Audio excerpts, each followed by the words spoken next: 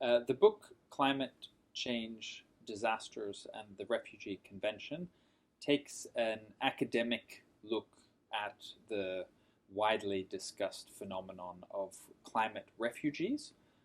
So, getting behind the hype and looking at the international legal framework relating to the protection of refugees and asking the question how this framework actually applies when people have to leave their homes and seek international protection in another country.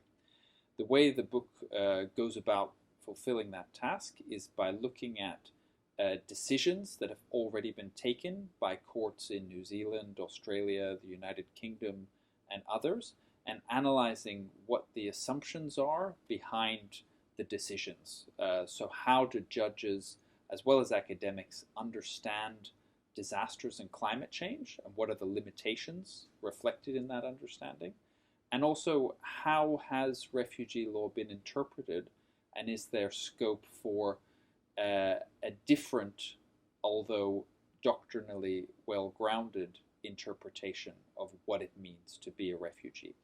It's not a radical recalibration of refugee law that's called for, but a careful interpretation of what it means to be a refugee in an era of climate change.